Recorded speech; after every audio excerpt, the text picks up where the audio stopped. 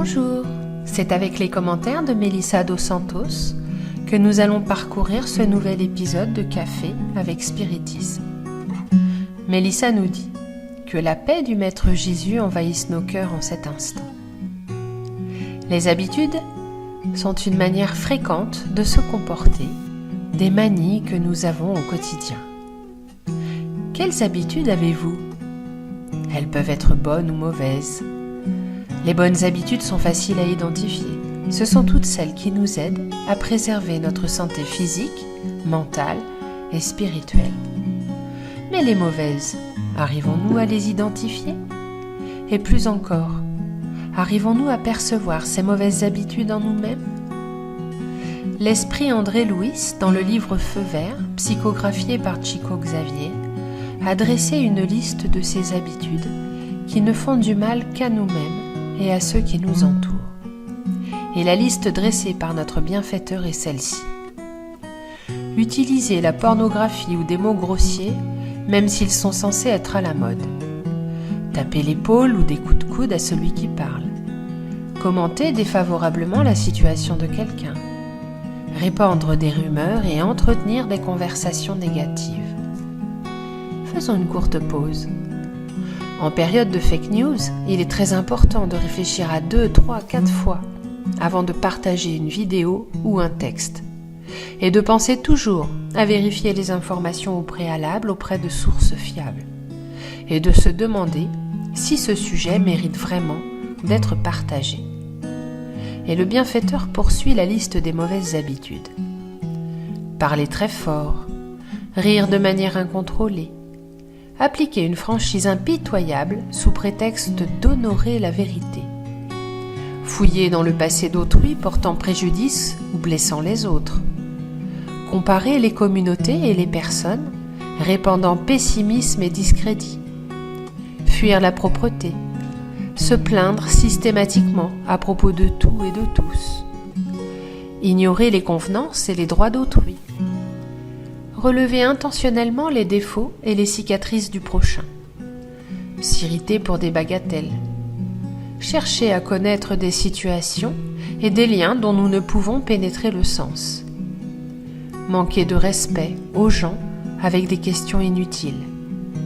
Raconter des plaisanteries susceptibles de blesser les sentiments de celui qui écoute. Se moquer des personnes présentes ou médire des absents. Analyser les problèmes sexuels de qui que ce soit. Répandre ses connaissances hors de son lieu et de sa condition pour le plaisir d'exhiber sa culture et ses compétences. Ne pas respecter les engagements et les horaires. Vivre sans méthode. S'agiter à tout instant, compromettant le service des autres et rendant difficile l'exécution de ses propres devoirs. Compter ses atouts sous prétexte d'être meilleur que les autres. Dépenser plus que ce dont on dispose. Attendre des honneurs et des privilèges. Ici, nous faisons une autre petite pause. Souvent, nous, chrétiens, pensons que parce que nous suivons le Christ, nous devrions avoir une vie de privilèges. Souvent, à la première difficulté, nous en venons à être en colère contre Dieu. Nous nous demandons pourquoi nous traversons tel problème alors que nous prions, que nous allons au centre, au temple religieux. Nous oublions que chaque difficulté, chaque défi, vient comme un ressort pour nous propulser en avant dans le cheminement de la vie. Nous ne devons pas rechercher la souffrance, plutôt le contraire. Mais quand elle apparaît, nous devons respecter les desseins de Dieu et essayer de comprendre la part qui nous incombe en réfléchissant à l'apprentissage que nous devons vivre. Jésus n'a eu aucun privilège. D'ailleurs, aucun des hommes de bien qui a traversé la terre n'en a eu. Les apôtres n'en avaient pas. Maria, la mère du Maître, n'a pas eu non plus de privilèges. Ni Allan Kardec, ni Chico Xavier. Tous ont vécu les conditions d'une planète d'épreuves et d'expiation. La différence est qu'ils ont su profiter de chaque instant, allant toujours de l'avant, cheminant même face à la difficulté, aimant et trouvant dans le travail, dans le bien et dans la foi, la formule de la croissance spirituelle et du bonheur. Et André Louis continue la liste des mauvaises habitudes.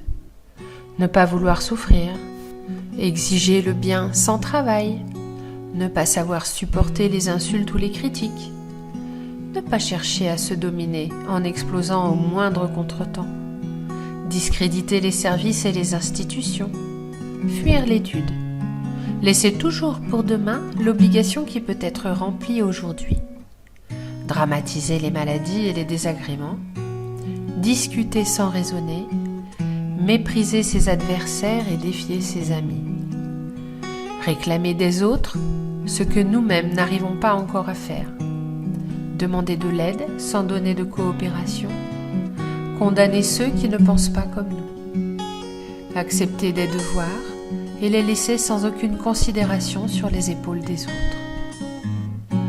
C'est une importante leçon de plus que nous donne André Louis. Et avez-vous remarqué à quel point ce chapitre est plus grand que les autres dans ce livre ? C'est que nous avons encore beaucoup de mauvaises habitudes, n'est-ce pas ? Dans le livre Réponse d'Emmanuel, également psychographié par Chico Xavier, il y a un texte court, mais qui en dit long sur les habitudes que nous voulons avoir dans nos vies. Le titre est « Force de l'habitude » et Emmanuel dit ainsi « Autant que possible, essaie de t'habituer au bien. Pense et parle en bien. Agis, fais le bien autant que tu peux. Un jour, tu comprendras que la personne, quelle qu'elle soit, ne croit et n'admet que ce qu'elle cultive dans son propre cœur. Qu'il puisse en être ainsi, et je vous donne rendez-vous pour un prochain podcast Café avec Spiritisme.